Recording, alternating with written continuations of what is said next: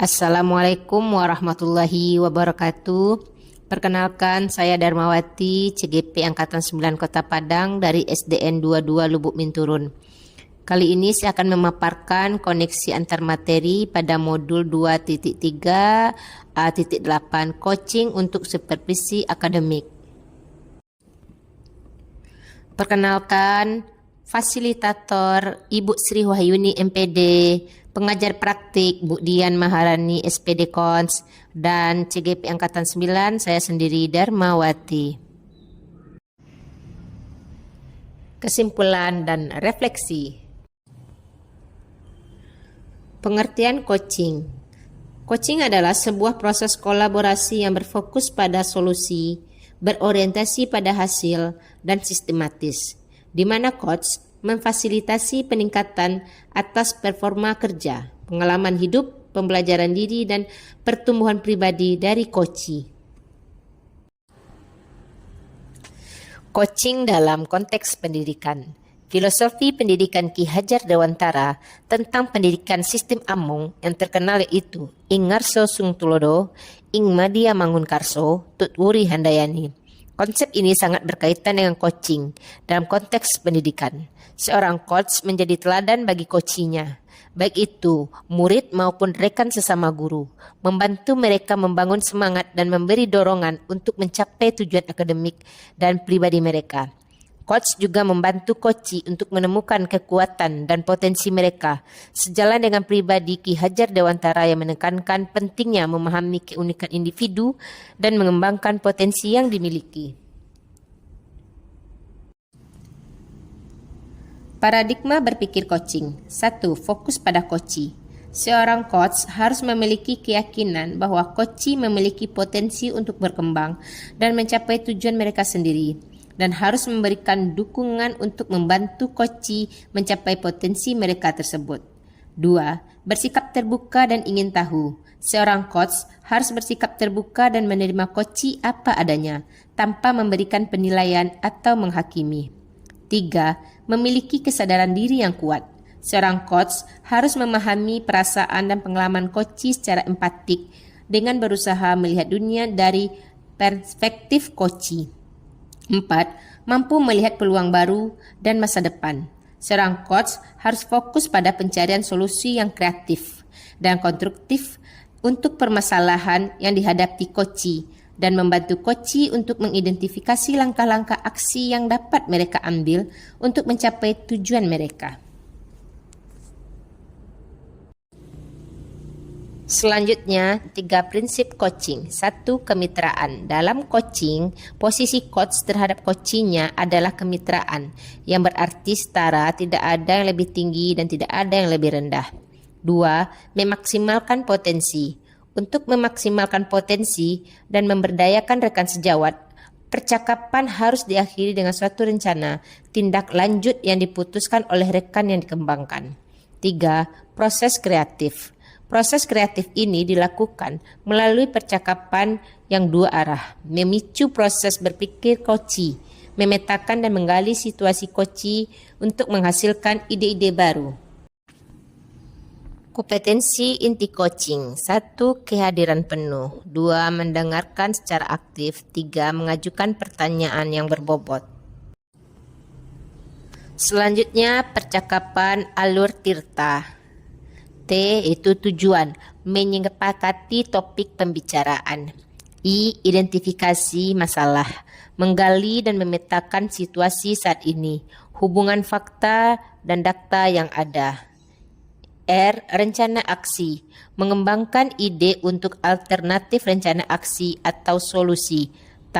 Tanggung jawab, berkomitmen akan langkah selanjutnya. Selanjutnya, mendengarkan dengan rasa. R. Receive, perhatikan pembicara. Terima semua ucapan dan dengarkan kata kunci. Appreciate, beri sinyal Anda mendengarkan. Oke, ya, mengangguk, kontak mata. S. Summarize, rangkum yang Anda tangkap, gunakan kata kunci. Jadi, ajukan pertanyaan untuk memperdalam.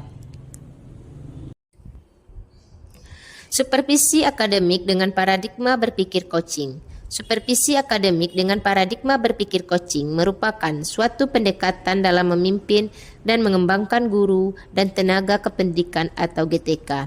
Pendekatan ini menempatkan supervisor atau kepala sekolah sebagai seorang coach yang mendukung GTK sebagai coachee dalam mencapai tujuan mereka, mengembangkan keterampilan dan potensi mereka, serta memperbaiki kinerja mereka. Supervisi ini didasarkan pada prinsip-prinsip seperti kemitraan, kehadiran penuh atau present, dan proses kreatif yang mengarah pada memaksimalkan potensi individu. Selanjutnya, 3 tahapan supervisi akademik. 1.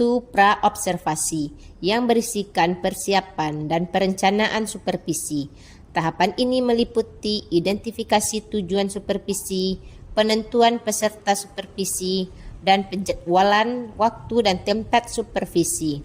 2. Observasi.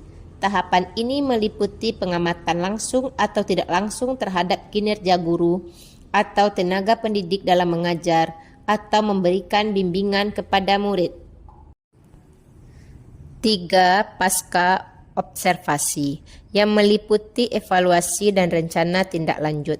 Tahapan ini meliputi analisis dan penilaian terhadap kinerja guru atau tenaga kependidikan berdasarkan hasil pengamatan dan kinerja yang telah ditentukan, serta penentu tindakan yang harus dilakukan oleh guru atau tenaga pendidik untuk meningkatkan kinerjanya, serta perencanaan evaluasi kembali untuk memastikan efektivitas dari tindakan yang dilakukan. Perasaan saya setelah mempelajari modul ini, 1. Senang dan bahagia. Merasa senang dan bahagia karena telah melakukan praktek coaching bersama rekan CGP di ruang kolaborasi dan demonstrasi kontekstual. 2. Optimis. Saya yakin dapat mengaplikasikannya bersama rekan sejawat dan murid sekolah saya. Hal yang sudah baik, memahami paradigma berpikir dan kompetensi inti coaching, menerapkan alur percakapan coaching dengan alur tirta. Hal yang perlu ditingkatkan, terus berlatih melakukan coaching, melatih diri untuk memberikan pertanyaan yang berbobot, sehingga coachee akan mampu mengeluarkan ide-ide baru untuk menemukan solusi dari permasalahannya. Selanjutnya, bagaimana peran Anda sebagai coach di sekolah dan keterkaitannya dengan materi sebelumnya di paket modul 2, yaitu pembelajaran berdiferensiasi dan pembelajaran sosial dan emosi. Setelah mempelajari modul 2.3 ini, saya mendapatkan pengalaman yang luar biasa, di mana saya berlatih dan mempraktekkan coaching bersama rekan CGP lainnya yang mana belum pernah saya lakukan dan praktekkan dalam proses coaching dengan alur tirta. Dan akan saya menerapkan coaching ini di sekolah dengan terus berlatih dan mempraktekkan langsung baik kepada murid maupun kepada rekan guru. Peran saya di sekolah tentunya tak terlepas dengan pelaksanaan kegiatan pembelajaran. Peran guru adalah menuntun segala kodrat yang dimiliki anak agar dapat mencapai keselamatan dan kebahagiaan yang setinggi-tingginya, baik sebagai manusia maupun sebagai masyarakat, sesuai dengan filosofi Ki Hajar Dewantara.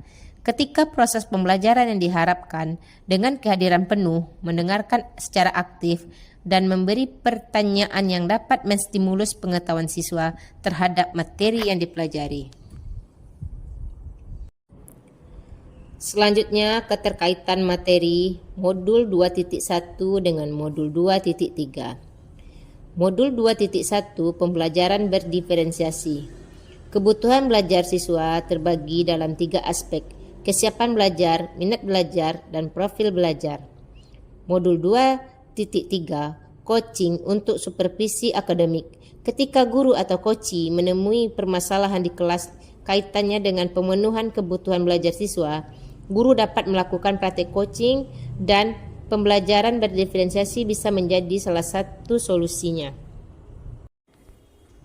Selanjutnya, keterkaitan materi modul 2.2 dengan modul 2.3. Modul 2.2 Pembelajaran Sosial dan Emosional. 1. 5 kompetensi sosial emosional atau KSE, di mana yang terdiri dari kesadaran diri, manajemen diri, kesadaran sosial, keterampilan berelasi, dan pengambilan keputusan yang bertanggung jawab. 2. Praktik kesadaran penuh dan mindfulness bertujuan agar kita rileks sebelum melakukan kegiatan. Sedangkan modul 2.3 coaching untuk supervisi akademik. 1. 5 KSE perlu diterapkan dalam kegiatan supervisi akademik agar berjalan maksimal. 2. Coach dan coachee dapat menerapkan praktik kesadaran penuh dengan teknik stop sebelum melakukan praktik coaching agar masing-masing lebih rileks dalam berkomunikasi. Terima kasih. Salam guru hebat. Bergerak, tergerak, menggerakkan. Saya Darmawati. Assalamualaikum warahmatullahi wabarakatuh.